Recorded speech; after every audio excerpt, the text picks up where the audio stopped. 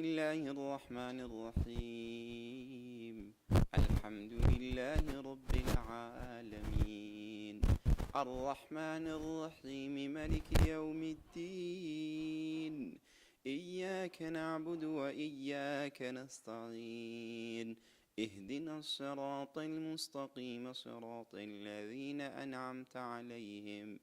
غير المغضوب عليهم ولا الضالين آمين.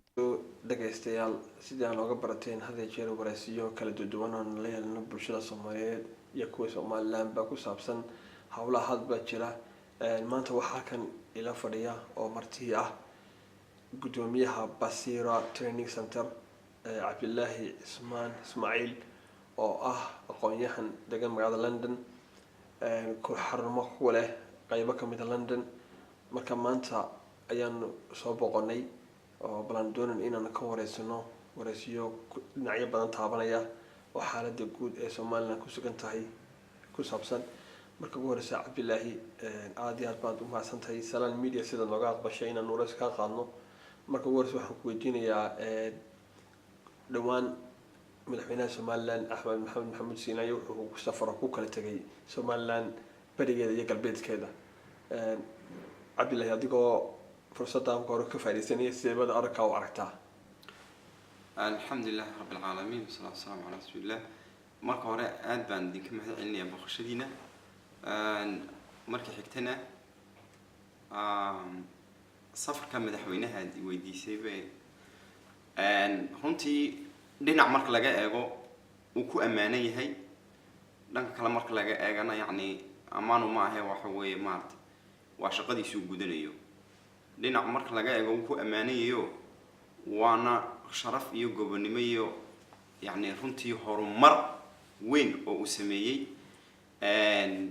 inuu gaadho meel aan kuwii ka horeeyay aanay gaadhin oo adeeg jeer dhibaatada inaga naasta waxa weeye marka la soo doorto nin halka madaxtooyada iyo deyrkeedaas uu ku urura muraayad qalafsan oo loo geliyo oo la yiraahdo dalka wanaag iyo khayr baa yaala marka sida halka uu fadhiyaan uu inta badan waqti uu kaga dhamaada madaxweynuhu inuu baxo oo dadkiisa soo eego oo ahwaasha shacabka uu soo ogaado oo isgacan galiyaan oo dhigtay isha waxa la yiri ishuna waa kula dhigtuna way ka da'weyntii uu ishiisa soo saaro duruufaha iyo wax weeye wanaaga iyo wixii maartay horumar jira iyo wixii maartay Allahumma salli ala Muhammad يعني دبوا دقة شربي إنه يديس صار وشعب كي صار دورتي سيد النبض ده مارتي وقعدي وصاركوا وقيب كم إذا شقديسة إن وحنا ده عادي شر مركا وطن لينا هذا مارتي دل كنا نمع فرد مركا إنه نمع ده صاركوا هي وقع كل شيء أنو نقولون مارتي يعني قبل يجيبان حفصنا يا حبرتي دوشي دي دقل كي يكونوا علين ضروره كهورين دد إنه وده هالمود داد ولا لعبة تري مسنا ثلاثة كمدارين إن دول أباريو قبل لقدر له فيه دجمل لقوه راديو در حموين بديهين أو در كناش كوبادان تهاي دن يرتيه شغالين الداسات جروا جدًا كرين بس الدمرية الكذبوري مركا مدحوينها إنه صو حواش الشعب كيه سوق وجاده ودحجله وجعنجليو وعمدوا يعني شقدي سيت هاي دت سلامنا إنه إنه هايو تدت كهرين إنه حقيقة ضينا مسلمين تحصل عمر الخضاعة كل اللي لها بين والبوس ومرتل قارن باي يعني هذا الشيء اللي هو دولد يعني مارتي سكرات كي باسي هاي وقت كي بكسر دمانة يصلا أوجد بيوسوا ريجس ما حل مناسب تهم بالله بحياة وحنا نكسنه وسميرون تيوانو كأمانية هاي لأنك كلنا ده وحنا نركر وفرنا عافمات رجل لها مارتي مدحوينها إن عفماد وين أيام مارته وموتشي إلهي هو سياديو هو ضبع شيء كل يوم ملا لما صعدوا بنا وأنا أرضي تصعد كادر ولا قبل أمرنا قف عفماد قبون بكب حكرهم تي وتعزين وافرين كله مركا إلهي سبحانه وتعالى أنا بقبلها كسوع اليو ده أنت حسن كل بقى كسوع بالله عبد الله يرنتي أصيبتي وحكلك ودين لها مركا لافنو سفر كمل عينه وقلت جاي Somaliland qaybo kamid ah waxaad ka waranta xagga kulmiye runtii waxaa tahay nin dhalinyaro aqoon-yahano dalkan ingiriiska mid koley oo siyaasaddu waad u dhuun doorashaa waxaa dhawaanahan hadda jeer dib u dhaca hadda jeer shirka kulmiye oo ah xukuumadda maanta jirta dee xisbigii ka kulmiye maxaad u malaysaa u aabaa inay hadda jeer xisbiga dib u dhaco maxaase keenay in ergooyinkii reeraha lagu qaybsaday ay reero kamida ay ka biyadiideen haddana maaha waxa saad u aragtaa arrinka sidaa horta su-aashaada markaan dhadhamiyo waxaad la odhan karaaba maaragtay kulmiye maada tiri dib buu dhacdhacay waxaan odhan karnaa horta kulmiye jiir baa u galayoo qofka hadduu gurigiisa jiir ugu galo waxyaabo badan oo uu dhiisha ka dhigo oo maaragtay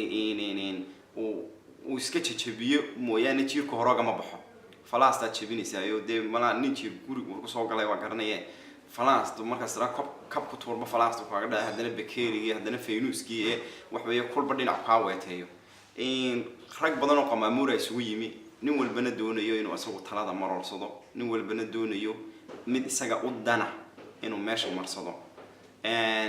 taa dibudhaciisa iyo saas taasaan ka odhanay laakiin waxaan soo baxaya saluuga ayaad sheegtay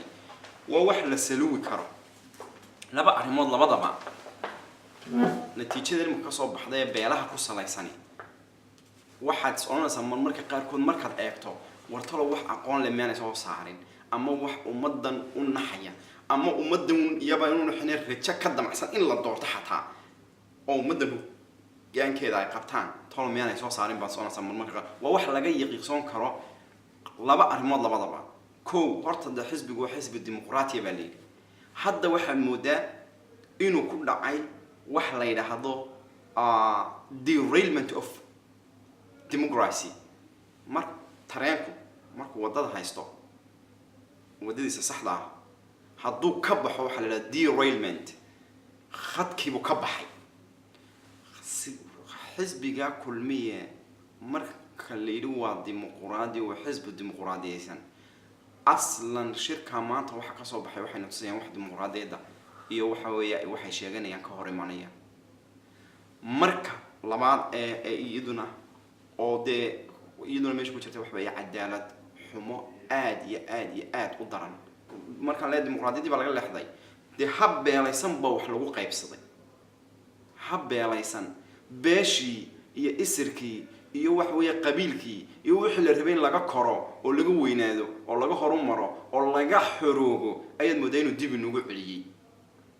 marka dad badan jeer dawladda dhaliilo waxa ku dhalilaan qabyaalad ayay ku dhalaan waxaana waa ciyaari goboladu ba socon waayeen dee kulmiyad arkaysa meesha ka soo baxayso markaad aragtay in qabyaalad lagu asaasayo nin qodax beertay yuu ka sugin inuu canab uga soo baxo man zaraca shawkatan lam yaxsidhu cinaban bacrab tidhaahda nin qisbigii qabiil sidan la isugu jabinayo oo waxa weeye dimuqraadiyadda la aasaya iyo in maaragtay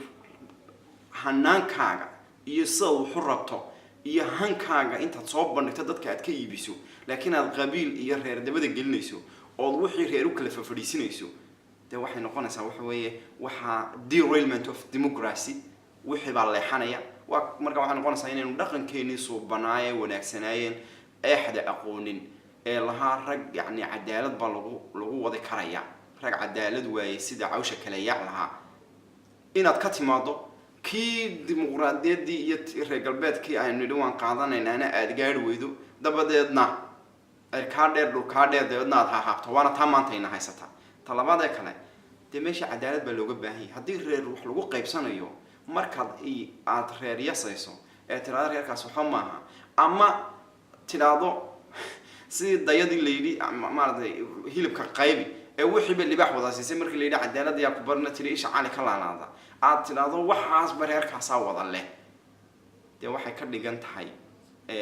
gabaygii hadraawiban aada u xabsanayaaye oo ahaa ninku yidhi sinaan mayno aadna buri sarayntiisa sadka waa wadaagtaane ma 9 baatiisu marka cadaalad xumo aan la qaadan karin oo laga yaqiiqsoonayo oo iyo qayb ku dhisan oo soonaysa dadka meesha ka taliyayba yacni mana burbur un bay ka talinayeen iyo jiirka u galay wax walba maarta digada laga dhigay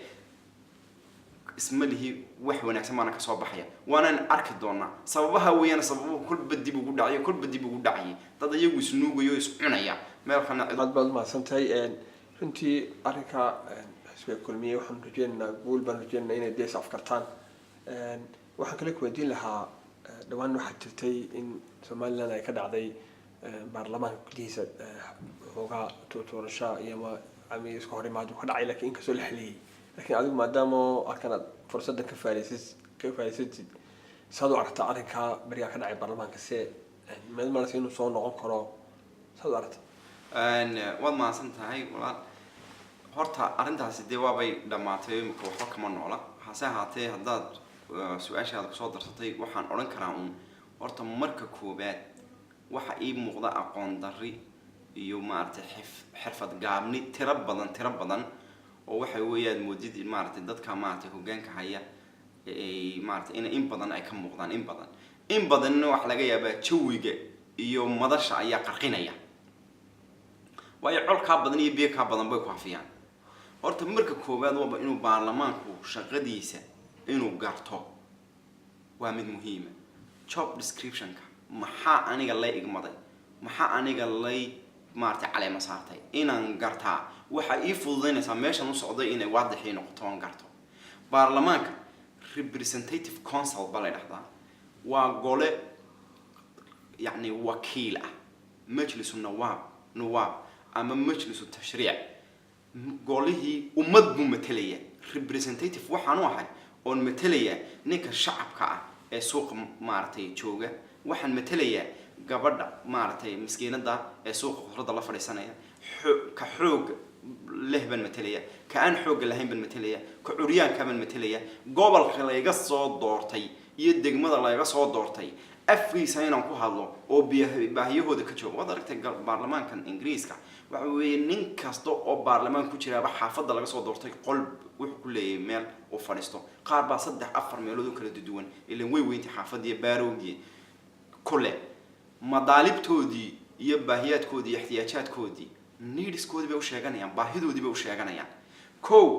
baarlamaanka shaqadiisa waxa weeye inuu madaalibta iyo baahiyahaas iyo يعني رابطان كأمداس وحي رابطين وجهه هذا يتعلم تاي هذا عافمات تاي هذا وحوي مارتي في دور تاي هذا وحوي شرعي سوى جهي وح شرعي سوى جهي أي طول على هالليو قاضب كلامات مركا عيد كلامات دنينا يوحوا دنينا يقف صوت دور تاي لكن ده هذا وكون مقع على بحال يدوى بريبيد نينو بحكو شبانا يوم وحي لو ديبون بمارتي يعني رق بدن وليري يعني لا لوش بكو شقينيان اما شرعيات دي بين تسكلا لابين بين نجعليس وسعنيان وايان در waxaan leenahay ku dib ugu noqdo dib u fiiriya bal xeeroosaadkiina inta iska deysaan waxa ka weyn oo the domestic figure waxa weeye waxa ka weyn ee leedin doortay oo ah ina umad mataleysaan baahaysan qaar baa la hubaa inay dib ugu noqon meel laga soo doortay qaar baa la hubaa inaanay baahiyahooda ogeynba hal qol oo xanaana oo MCH medical center ama waxa weeye school aan oo sameyn meelaha ka yimaadeen waxa kale muhiim ah oo arinta labaad ee baarlamaanka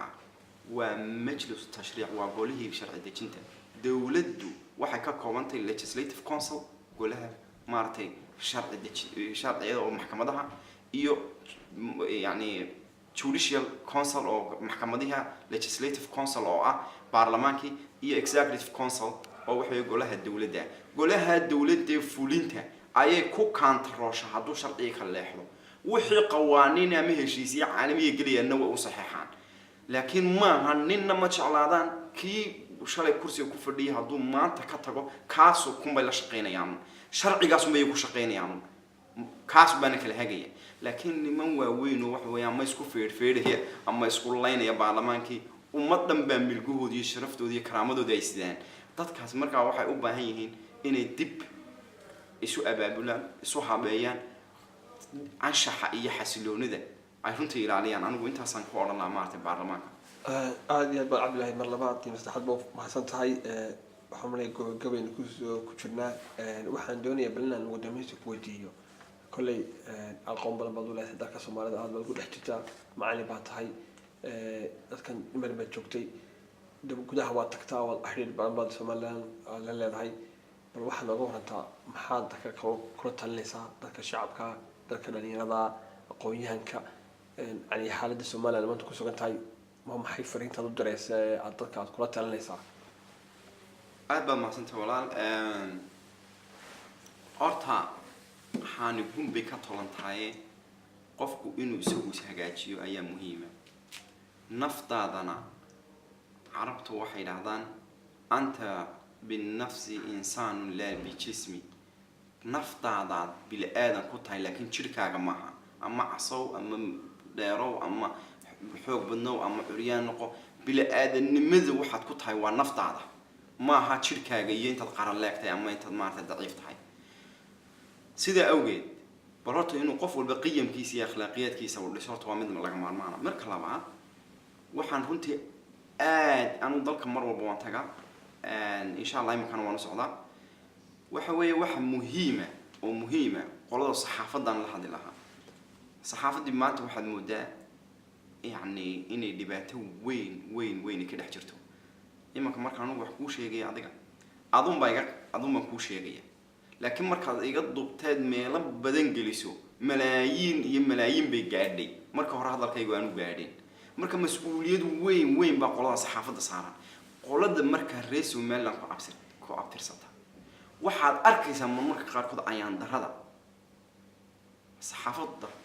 haysata oo aad soo nasmo marmarka qaarkood warday imaka kuwanaaba maartay iyaguna aad moodaynay wax maartay number weyn marka yani waxaad arkaysaa nin matalan cid kala ama maartay aan dhahdo Soomaaliha kale oo dacaydeen laga yaabo Somaliland ama madaxweynaha dacaydeenaya in kartoon uu sawiro ay soo qaataan oo yiraahdaan kana maartay laga sawiray marka waxaan oran lahaa in war bal qoladiina saxaafaduna bal horta xornimada saxaafaddu waa xor dawladuna inay caburisan maaha laakiin inteen lig bal isweydiinaya qofku xor yahay wuxuu xor yahay intaanu qof kale xorriyadiisa iyo qiyamkiisa meel kaga dhacaynin bal marka qolooyinkana saxaafaduna ay noqon qolo constructive oo wax dhista oo waxa weeye maartay hadda wallahi marmarka qaarkood website-yada wadna xaysaa qabiil baa ayaa si yani ma inkastoo saxaafadda Soomaalida aan nacayb oo u badnayn haddana yani waxaan u nacay oo yani qof dad badan ay la mid yihiin markaad furtay qabiil caadi aad aragtay inuu soo ka dhaxalaya arrin bergidooda baarlamaanka dhaxtimi oo lagu qoloba qofkiisa la saftay arrin yar baa imanaysa qoloba qofkiisa la safanaya dadkaasina inta Ilaahay ka baqdaan Ilaahay uu weydiin doonaa arrintaas ha ogaadaan aad baan idinku mahad celinayaa وانا محسنتين عاد عبد الله ما سنتي وقدوميها بسيرة تريننج سنتر سول هول يونيستن مقعد لندن عاد عبد الله ما سنتي وحنوكا أبال من الناس ده ونسنا رنتي نو انترفيو كان قاضي السلام عليكم ورحمة الله